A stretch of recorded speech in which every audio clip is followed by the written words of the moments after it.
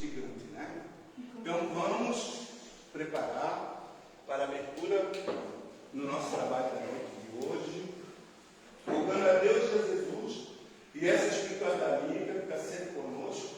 E por que estamos aqui hoje, né, numa casa de oração, onde viemos buscar o esclarecimento, a necessidade de alguma situação de nossas vidas, mas que Jesus diz: muita calma nessa hora, porque tudo passa, tudo passará. Então, sendo assim, Pai misericordioso, escutai a nossa prece. Pai nosso que estás no céu, santificado seja o vosso nome. Venha a nós o vosso reino. Seja feita a vossa vontade, assim na terra como no céu. O pão nosso de cada dia nos dai hoje.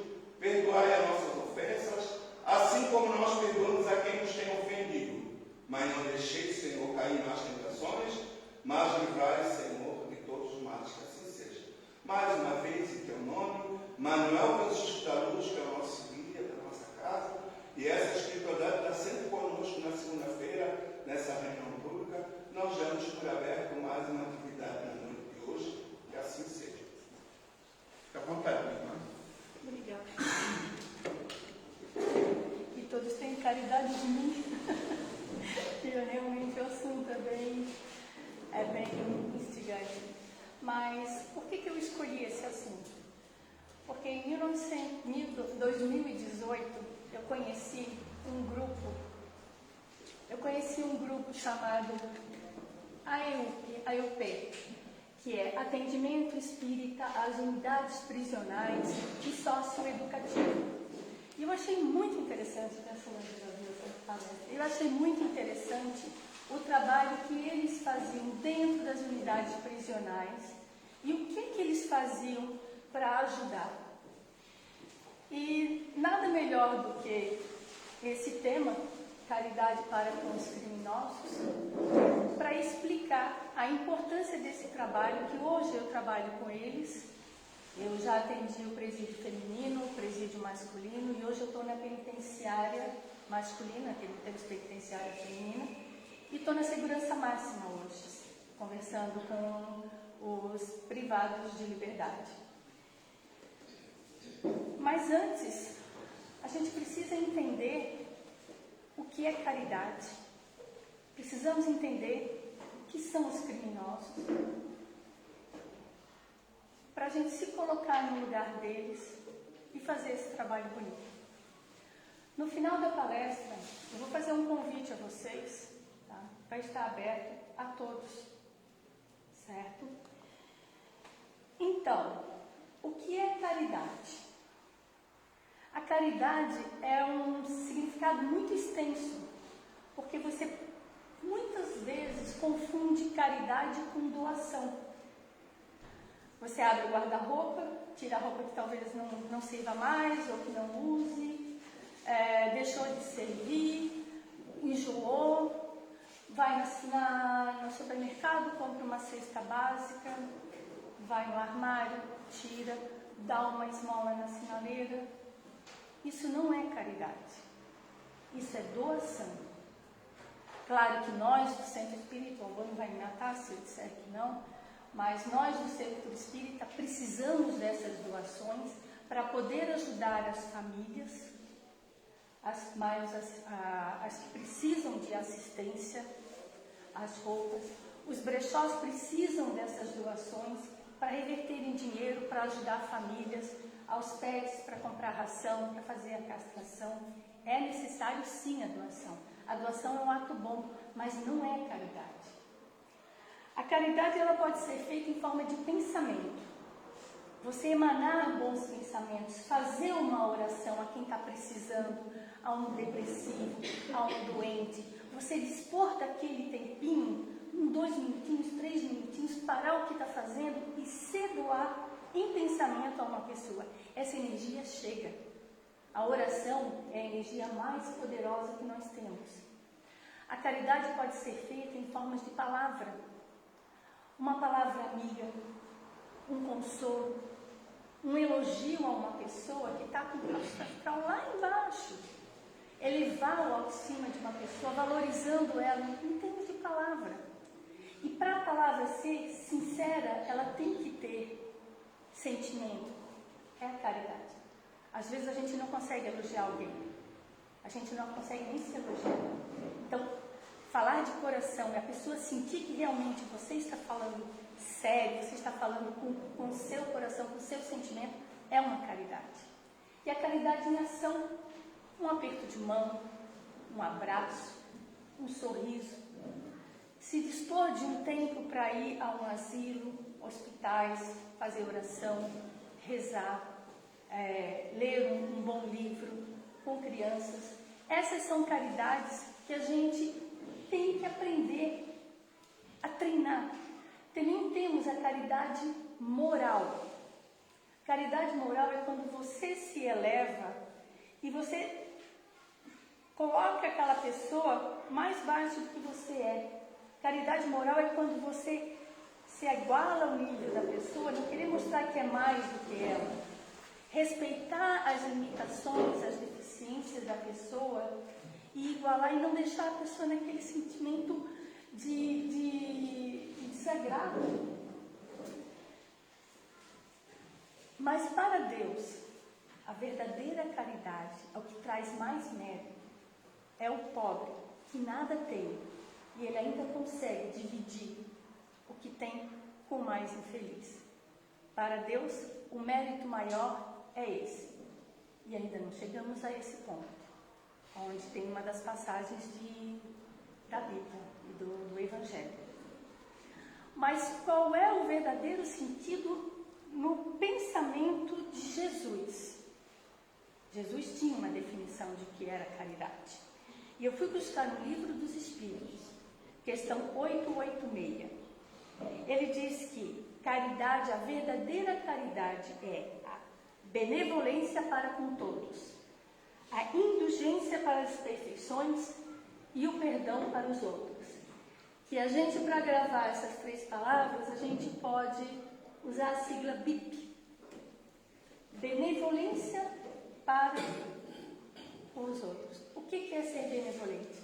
Ser bondoso. Ter bons atos à pessoa. Ter afeto à pessoa, mesmo que ela cometeu alguma coisa de errado. Olhar com carinho. O I é indulgência. Indulgência é o que mais precisamos dentro de casa. É a tolerância. É se colocar no lugar do outro. É ter empatia. É difícil. Porque, principalmente dentro de casa, na família, no seio familiar, nós temos pessoas, indivíduos, universos diferentes, com entendimentos diferentes, com personalidades diferentes, e aí a gente tem que trabalhar a tolerância. É o filho que bota a louça dentro da pia e não lava, de jeito nenhum, porque esquece. Nós temos que tentar entender o porquê. Será que é um problema psicológico? Será que é uma provocação? É um ato do marido, da esposa, que às vezes a gente um pouco intolerante, não respeita, não aceita? Então, a benevolência, a indulgência é muito difícil no dia a dia. Como que nós vamos entender e se colocar no lugar do outro quando ele está fazendo uma coisa que a gente não aprova? A gente explicou tantas vezes ao filho, não faça, ele vai lá e faz. Mas se nós nos colocarmos no lugar dele, talvez a gente entenda e de uma forma mais branda a gente consegue resolver. Eu tive um exemplo no trânsito que isso é comum, as pessoas passarem pelo acostamento porque estão com pressa, né? E a gente, intolerante, às vezes joga o carro para o acostamento ou xinga a pessoa não está nem sabendo.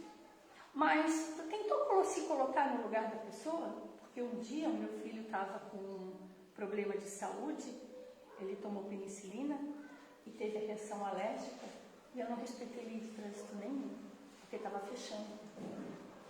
Quantas pessoas me julgaram, foram intolerantes, porque eu estava furando a fila? Então nós temos que nos colocar no lugar do outro para abrandar o nosso coração. E talvez rezar, ter a caridade em pensamento. Meu Deus, se essa pessoa está assim, com certeza ela não deve estar bem. Vamos orar por ela. E se ela está fazendo errado, vamos orar mais ainda. É a caridade em pensamento, em oração. E o perdão. Eu tenho uma palestra sobre perdão. E aí, mais de meia hora falando sobre perdão. E aqui eu tenho que resumir em 2, 3 palavras. Perdoar as ofensas dos outros. Mas será que a gente perdoa as nossas? Como é que a gente vai perdoar alguém se às vezes muitas vezes a gente comete os nossos erros e não conseguimos perder, morremos de vergonha, dormimos com consciência pesada?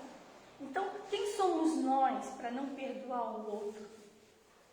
Se somos também causadores de dores nos nossos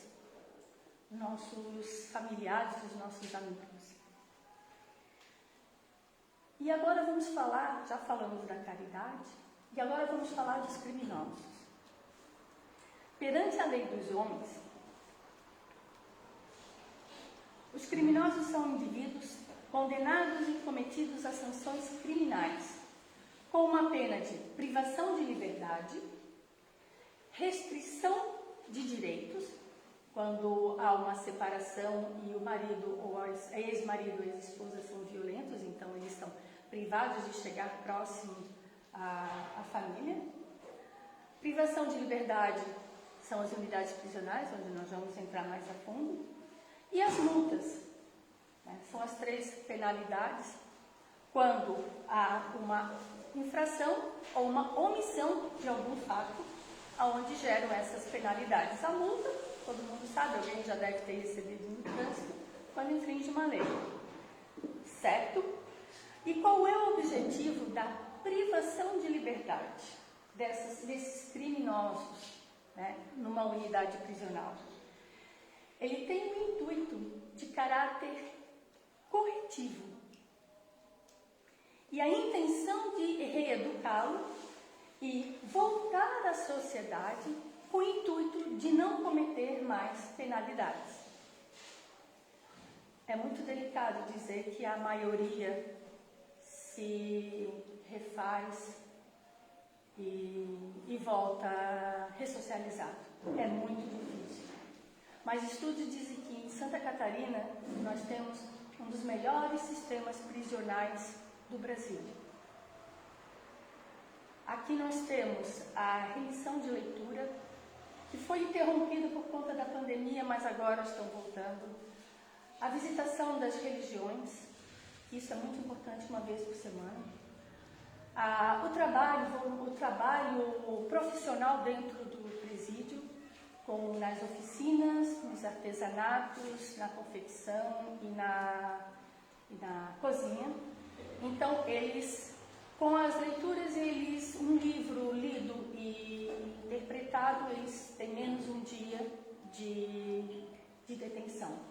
Isso incentiva, e a leitura é excelente, é onde nós, a UP, entramos com os livros espíritas.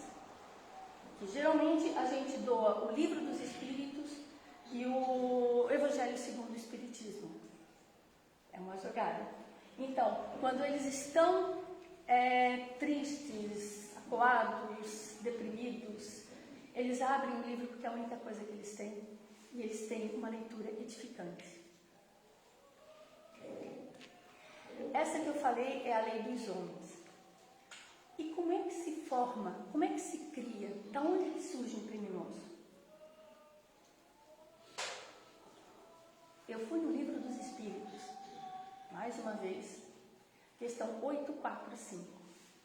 E Kardec pergunta: não constitui obstáculo ao exercício do livre-arbítrio as predisposições instintivas de um homem que traz consigo ao nascer? Ou seja, é através das oportunidades fáceis? É o local onde ele mora? É a situação socioeconômica? É a religião que ele tem ou não tem? É a raça em que ele nasceu? Não. Porque todo criminoso, ele tem a mesma forma de pensamento. E os espíritos dizem, as predisposições instintivas são as do espírito antes de encarnar. Ele já vem com essa bagagem. Nós temos diversas vidas anteriores. E ali, cada vida, a gente vai pagando, vai corrigindo, vai amadurecendo moralmente, espiritualmente. E aqui ainda estamos tentando corrigir, porque estamos num mundo de provas e expiações. Conforme seja mais ou menos o adiantamento moral dele. Elas podem arrastar a prática dos atos repreensíveis, no que está secundado pelos espíritos que simpatizam com essa disposição, ou seja, de acordo com seu grau de entendimento, seu nível vibracional, seu nível emocional, seu nível moral, você vai atrair espíritos semelhantes. Aqui todos estamos pensando na religião, em querer a paz, em buscar bons fluidos, depois, posteriormente, o passe. Então, aqui nós estamos com um nível vibracional bem elevado, porque estamos todos no mesmo campo de oração. Mas dentro de um presídio, não é assim. Lá, o nível é baixo. Não há, porém, arrastamento irresistível, uma vez que se tenha vontade de resistir. Ah, mas eu cometi o crime porque eu estava obsediado. Tudo bem, 90% dos nossos pensamentos são influenciados por espíritos, mas isso não significa que eles têm domínio total sobre nós. Jesus disse, lembrai-vos que querer é poder. Então, o que podemos entender? Que o homem de bem vem de um espírito bom. E um homem do mal, o criminoso, ele vem de um espírito, eu não quero dizer do mal, porque eu acho que isso não é caridade, porque todos nós viemos de Deus. Ele vem de um espírito imperfeito, um espírito que ainda precisa de uma educação, que ele se compraz do sofrimento dos outros. Tem um fato interessante, no Rio de Janeiro aconteceu, quando eu estava fazendo essa palestra, montando essa palestra, uma juíza atenuou o crime de uma mulher porque ela sofria de crises terríveis de TPM. E ela, numa das crises, ela agrediu, não sei se foi o marido ou uma vizinha, eu não tenho ideia, não foi filho não. Ela agrediu. E a juíza entendeu que a disfunção hormonal levou ela a cometer aquele crime de agressão física. Cometeu, cumpriu sim, mas atenuou. Isso é um caso à parte, mas que a gente entende que a lei dos homens, ela é muito volátil. Julgar uma pessoa se é grau criminoso ou não, isso é muito perigoso. Porque muitos, hoje mesmo o rapaz falou, mas eu estou aqui injustamente, eu fui pego, eu estava trabalhando, eu fui pego, fui injustamente. Aí eu pensei assim, você está aqui injustamente, certo, mas você tem ficha criminal? Ah, tenho. Então, se você não está cumprindo a pena pelo que você fez agora, mas há uns 2 ou 3 anos atrás, você cometeu um. A justiça não te pegou. Ah, eu fui esperto. Pois é, você foi esperto, mas na lei de Deus, Ele está vendo tudo. Então, assim, a prestação de contas não é com a justiça humana, é com a justiça divina. E para entender a caridade para com os criminosos, a caridade para com quem comete um crime com a nossa família, com os nossos pais,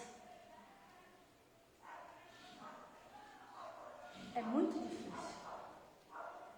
Então Kardec disse no capítulo 11, o item sobre caridade para com os criminosos, aonde ele diz, os espíritos, a verdadeira caridade constitui um dos mais sublimes ensinamentos que Deus deu ao mundo, a nós.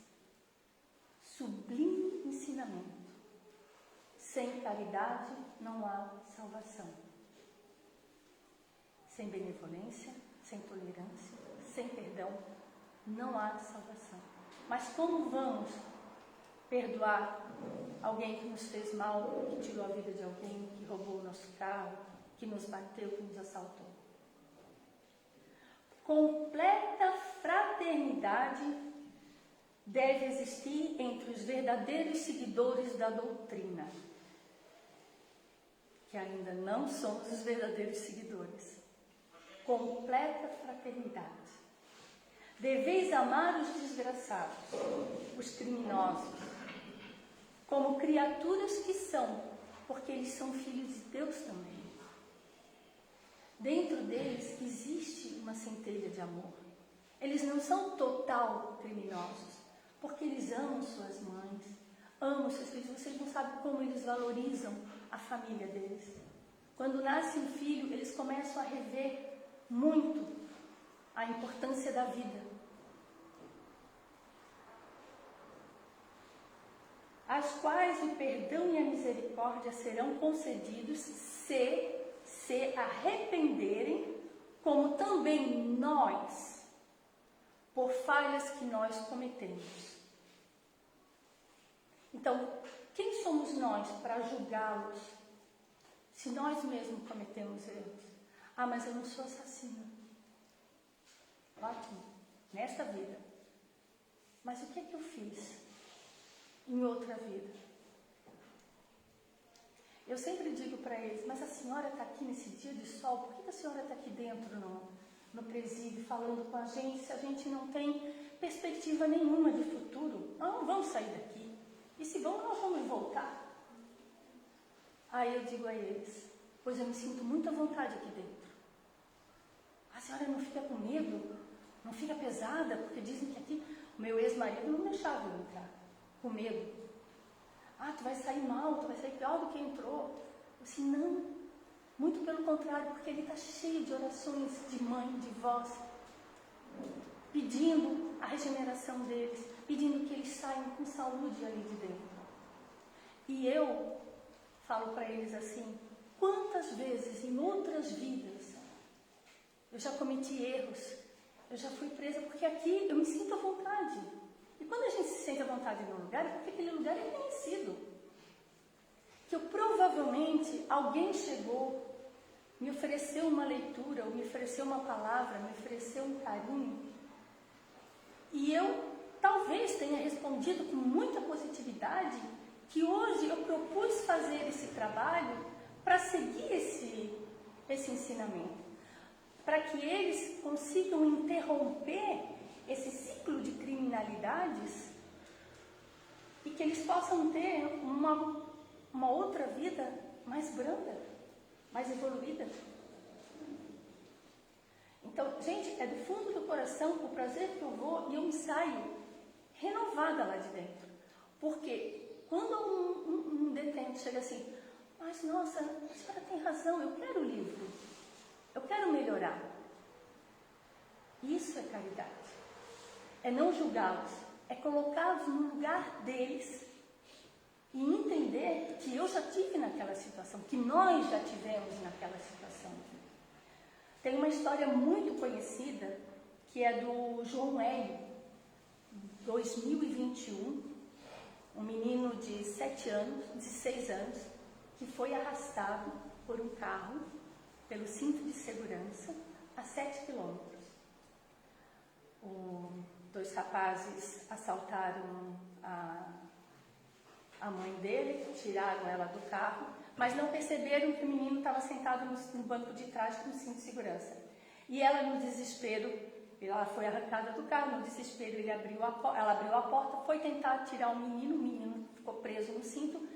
Eles arrancaram o carro e o menino foi arrastando pelas ruas. Foi muito comentado pelo YouTube, se vocês quiserem ter detalhes. E ele foi arrastado 7 quilômetros e acabou falecendo, claro. Só que o casal, eles eram espíritas, então eles procuraram um centro espírita por consolo. E numa desses encontros, eles receberam uma carta do João Hélio, onde ele falava: papai e mamãe, fiquem tranquilos, eu estou bem agora, não sinto mais dor. Mas eu tive que passar por essa situação, porque eu, nos tempos medievais, eu era um guerreiro e eu usava de cavalos e aquelas... Como é que se chama aquelas? Oi? Bigas. E arrastava idosos e crianças pelas calçadas do castelo. E a forma que eu tinha para pagar o meu erro foi morrer do mesmo jeito. Então, tudo que a gente passa aqui é reflexo do que a gente provocou em outras vidas, todo o sofrimento. Por isso nós temos que ter indulgência, benevolência e perdoar.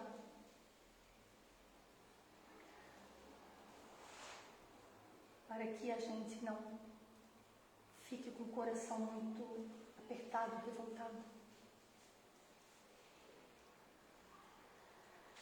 E aí ele ainda continua. Considerai que sois mais repreensível, mais culpados dos que, a quem negares o perdão e consideração, pois, as mais das vezes, eles não conhecem Deus, como os conheceis, e muito menos lhes farão pedido do que a de vocês. Ou seja, se nós temos o entendimento do que é o certo e o errado, se nós conhecemos as leis divinas, as leis de justiça, a lei de ação e reação, a lei de atração, se a gente sabe o que é o certo e o que é o errado, e mesmo assim a gente não tem a caridade para com quem nos prejudicou, nós somos muito mais culpados do que eles, porque eles não sabem o que estão fazendo. Que Jesus falou ao Pai: Pai, perdoe, eles não sabem o que fazem. Uma pessoa na prisão tira a vida de alguém porque ele não tem a mínima valorização da própria vida. Porque ele sabe que aos 20 anos ele não vai sobreviver a um ataque de facção. Então, para que ele vai valorizar a vida do próximo se ele não tem o próprio valor, se os pais dele não têm, não demonstram e não mostram a eles a valorização dele? Por que ele vai privar de roubar alguém se ele não sabe qual é o valor de comprar um carro? Eles não têm esses valores, mas nós sabemos. Então nós temos o direito, o dever de compreender. Infelizmente, é difícil. Sabe por que é difícil perdoar? Porque nós ainda temos vaidade, nós temos orgulho, nós temos o egoísmo, nós temos a revolta dentro da gente. É muito difícil perdoar alguém que nos ofende. Mas será que essa pessoa ofendeu a gente? Ou ofendeu a ela mesma? Será que essa pessoa não está nervosa? Eu fui no estacionamento, o menino estava desesperado porque uma senhora o tratou mal. E ele começou a xingar a moça. Ele era o garagista. Aí eu olhei para ele assim: por que tu está tão bravo com a moça? Ah, porque ela foi indelicada comigo. Aí eu assim: mas rapaz, tu conheces essa moça? Não. E será que a ofensa foi para ti? Foi. Não foi para ti. A ofensa veio dela para ela. Porque Porque provavelmente ela queria falar para o marido, para a mãe, para o irmão, para o cunhado, e não pôde, porque não teve coragem. E falou para o primeiro que apareceu. Você vai conviver com ela 2, 3 minutos. A família dela vai conviver a vida inteira. Então releva, coloca no lugar dela, abre um sorriso e quebra toda a ira dela, e você vai estar sendo caridoso. Não coloca lenha na fogueira, só ameniza.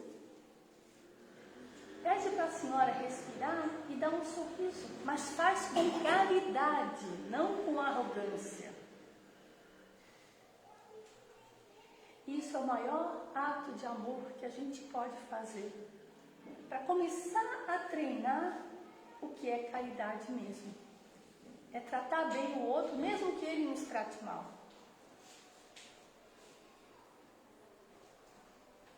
É difícil, mas existe o exercício. Então, antes de julgar, vamos orar por essa pessoa. Nossa, mas ele foi muito delicado. Vamos orar. E começa baixinho a rezar um Pai Nosso. E melhora, porque a própria atmosfera começa a amenizar, começa a atenuar. Se você não consegue falar uma palavra, mas também então não dissemine o ódio, não comece a falar mal da pessoa, porque isso vai acarretar o quê? Sofrimento no seu coração. A palavra que sai é o sentimento que fica. Se saiu a palavra é porque tinha sentimento ali. Levar bons fluidos. É muito importante levar bons fluidos. Como que eu vou levar bons fluidos? Criando bons fluidos em você. Vocês estão vendo que a caridade, na realidade, é a construção dentro da gente. E aí, a gente emana para o próximo. Você vai ao aniversário, você primeiro tem que adquirir o presente. Vai lá no shopping, compra o presente para dar o presente. Se você não compra, você não tem o que dar. Se você não constrói dentro de você a benevolência, a indulgência, o perdão, como você vai tratar bem o seu próximo? E assim mesmo, em primeiro lugar.